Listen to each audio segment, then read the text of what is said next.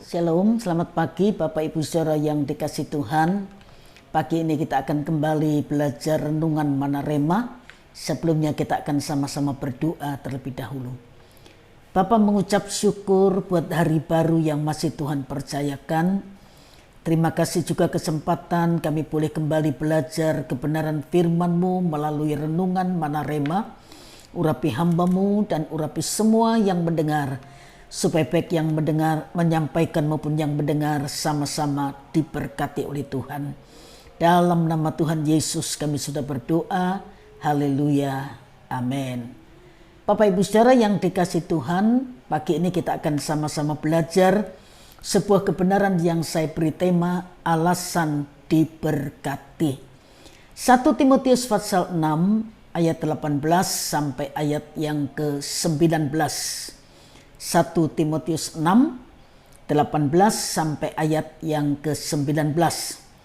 Perhatikanlah agar mereka itu berbuat baik, menjadi kaya dalam kebajikan, suka memberi dan membagi, dan dengan demikian mengumpulkan suatu harta sebagai dasar yang baik bagi dirinya di waktu yang akan datang untuk mencapai hidup yang sebenarnya.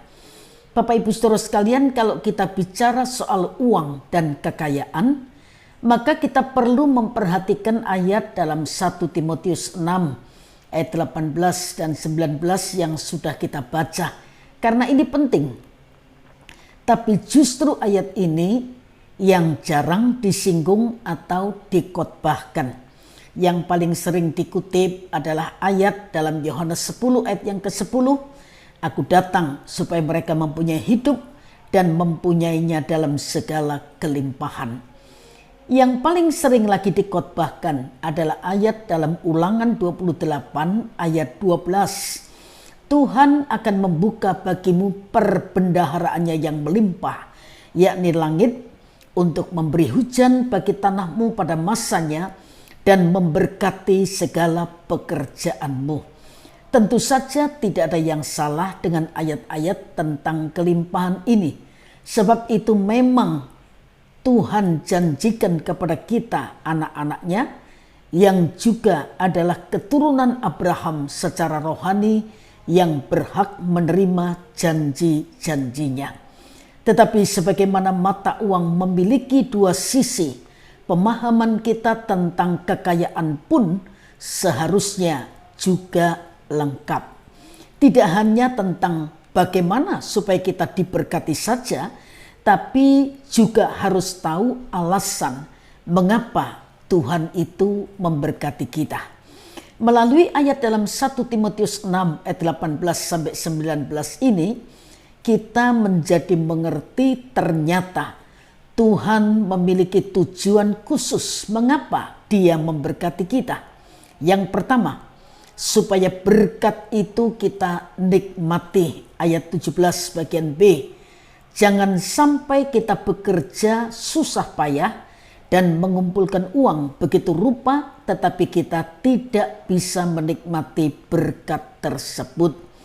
Jangan-jangan kita malah mengorbankan kesehatan demi uang, keluarga menjadi berantakan gara-gara mengumpulkan kekayaan. Kalau kita ingat, Salomo pernah menulis dalam kitab Pengkhotbah 6 ayat 1 dan 2 yang berkata, ada suatu kemalangan yang telah kulihat di bawah matahari yang sangat menekan manusia. Orang yang dikaruniai Allah kekayaan, harta benda dan kemuliaan, sehingga ia tak kekurangan suatu pun yang diingininya, tetapi orang itu tidak dikaruniai kuasa oleh Allah untuk menikmatinya, melainkan orang lain yang menikmatinya. Inilah kesia-siaan dan penderitaan yang pahit. Salomo mengingatkan kita supaya kita tidak hanya menjadi orang yang mengumpulkan harta, tetapi kita tidak punya kesempatan untuk menikmatinya. Yang kedua, supaya berkat itu kita bagikan. Ayat 18.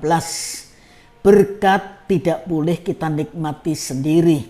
Itu namanya egois. Tuhan memberkati kita supaya kita meneruskannya kepada orang lain yang membutuhkan. Ingat, kita ini hanya pengelola dan bukan pemilik. Dengan membagi atau menabur, ada janji Tuhan bahwa Tuhan akan memberkati pekerjaan kita.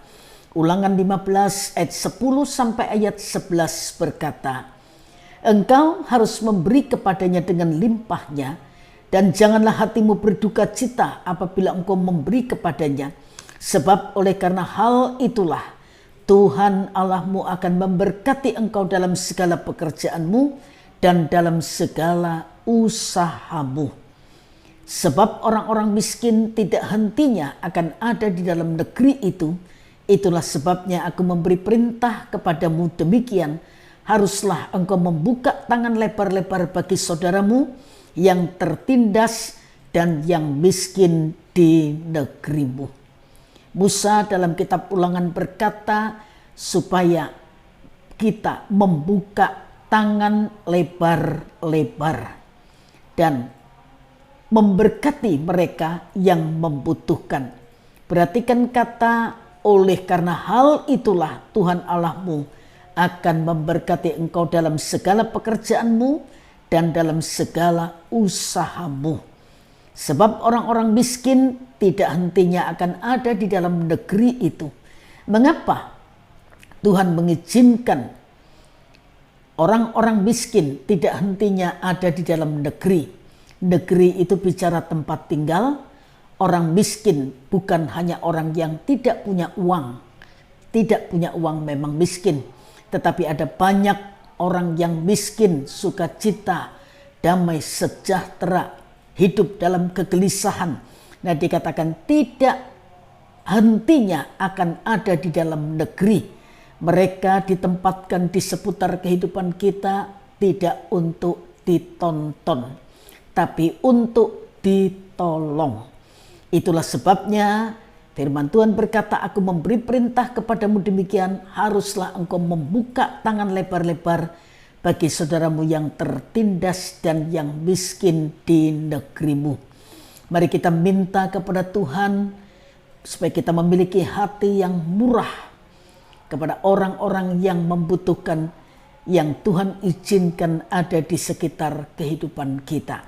Yang ketiga, supaya berkat itu memiliki nilai kekekalan. Ayat 19.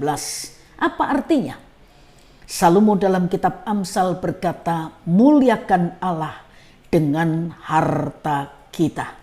Amsal 3 ayat 9 sampai 10 berkata, "Muliakanlah Tuhan dengan hartamu dan dengan hasil pertama dari segala penghasilanmu. Maka lumbung-lumbungmu akan diisi penuh sampai melimpah-limpah, dan bejana pemerahanmu akan meluap dengan air buah anggurnya."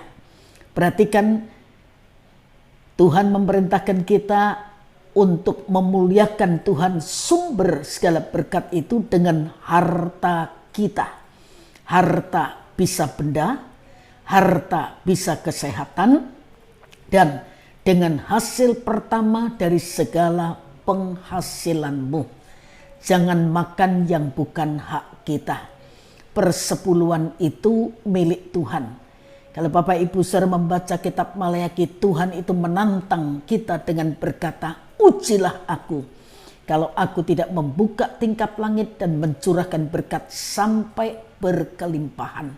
Semua dari kita kepingin diberkati sampai berkelimpahan.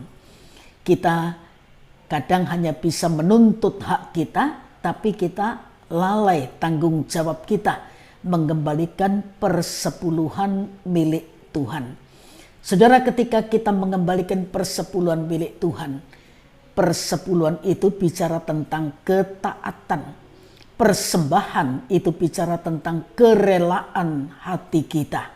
Jadi kalau kita dengan sengaja menahan persepuluhan milik Tuhan, sama dengan kita menahan berkat yang sudah siap Tuhan berikan kepada kita. Bahkan bukan hanya berkat, tapi dikatakan sampai berkelimpahan.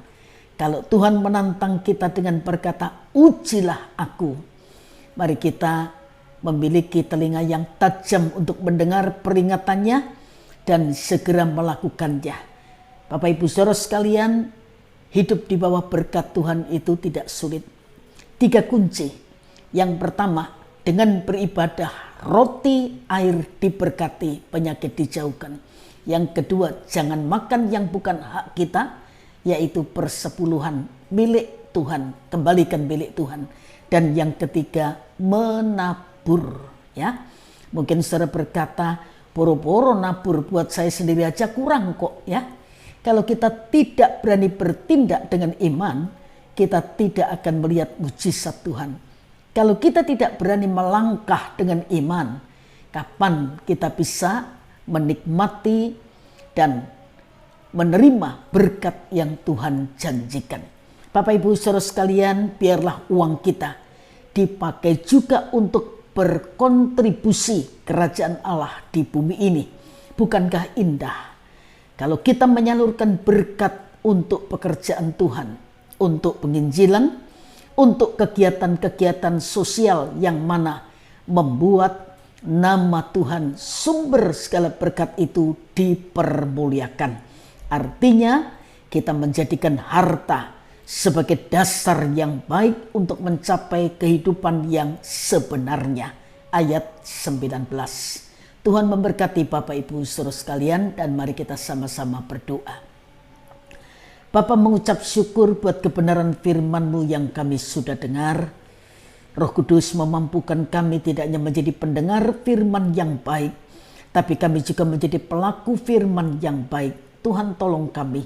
Terima kasih, berkati semua yang sedang mendengar kebenaran ini, dan biar Roh-Mu yang kudus terus menuntun kami dalam hidup ini. Hari demi hari kami melakukan kehendak Tuhan. Sebentar kalau kami melanjutkan aktivitas kami, apapun yang kami lakukan, kami tetap memohon tangan-Mu memegang tangan kami, sehingga apa yang kami kerjakan Tuhan membuatnya berhasil untuk kemuliaan nama Tuhan.